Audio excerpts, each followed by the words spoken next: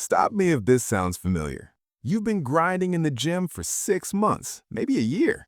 You're sore, you're tired, your Instagram feed is full of progress pics, but when you look in the mirror, nothing. Same arms, same chest, same everything. Meanwhile, your buddy who barely tracks his workouts is blowing up like he's on a different program. Here's the brutal truth.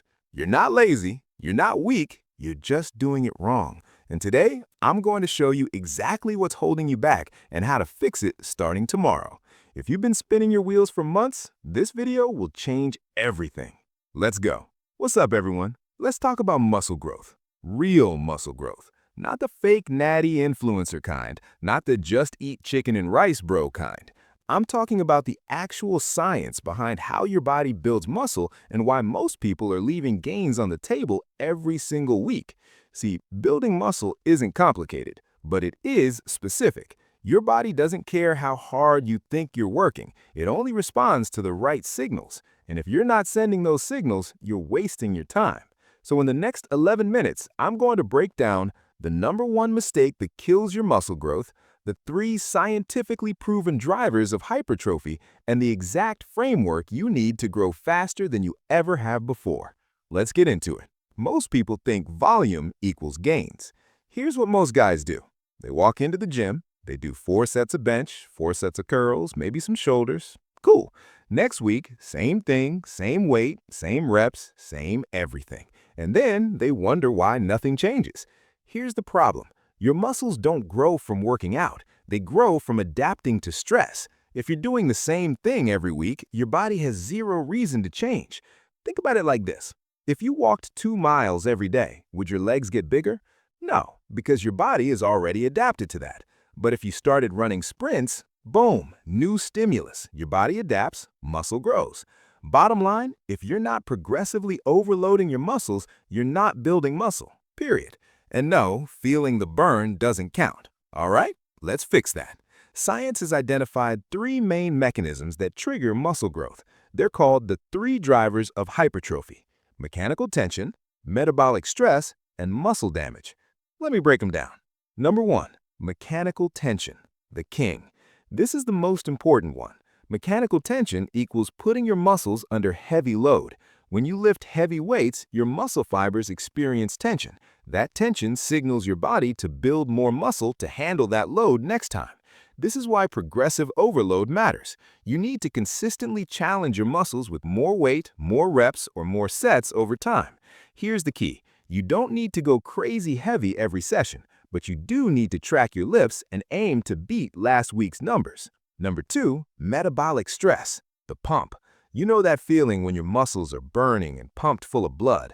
That's metabolic stress. When you do higher rep sets, like 12 to 20 reps, your muscles accumulate metabolites, like lactate. This creates a hostile environment inside the muscle, and your body responds by growing new muscle tissue to handle it better. Getting a pump isn't just for Instagram. It actually builds muscle. But here's the catch. Metabolic stress alone won't make you huge. You still need mechanical tension. The pump is the cherry on top, not the whole cake. So what do? After your heavy compound lifts, add in some higher rep isolation work. Heavy squats for 5 reps, follow it with leg extensions for 15. Heavy bench for 6 reps, finish with cable flies for 20. That combination is chef's kiss. #3, muscle damage. This one's controversial. Muscle damage happens when you create micro tears in your muscle fibers, usually from eccentric movements, the lowering phase of lift. Your body repairs those tears and builds the muscle back bigger and stronger. Sounds great, right? But here's the thing. Muscle damage is the least important driver. Being sore doesn't mean you're growing. In fact, too much soreness can hurt your recovery and slow you down. So don't chase soreness, chase performance. Focus on tension and stress, and the damage will happen naturally. So how do you actually apply this? Here's the blueprint. This is what works. This is what the science says. Step 1. Train each muscle 2 times per week. Research shows that hitting each muscle group twice per week leads to more growth than once per week. Why? Because muscle protein synthesis, the process of building muscle, peaks 24 to 48 hours after training, then drops back to baseline. So if you only train chest on Mondays, you're missing out on a second growth window. Solution? Use an upper-lower split or push-pull legs routine and train each muscle twice a week. Step 2. Do 10 to 20 sets per muscle per week. Volume matters, but more isn't always better. Studies show that 10 to 20 working sets per muscle per week is the sweet spot for most people. Beginners? Stick closer to 10. Intermediate lifters? Aim for 15. Advanced? You might push 20 plus. But if you're doing 30 sets of chest and wondering why you're not growing, it's because you're overtrained and under-recovered. Quality over quantity, always. Step 3. Lift in the 6 to 20 rep range. Here's the truth. Rep ranges don't matter as much as you think. You can build muscle with heavy sets of 5. You can build muscle with lighter sets of 15.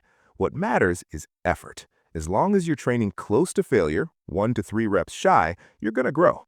But here's a smart approach. Heavy compound lifts, 6 to 10 reps, accessory work, 10 to 15 reps, isolation or pump work, 15 to 20 reps. That hits all 3 drivers and keeps your joints healthy. Step 4. Eat enough protein.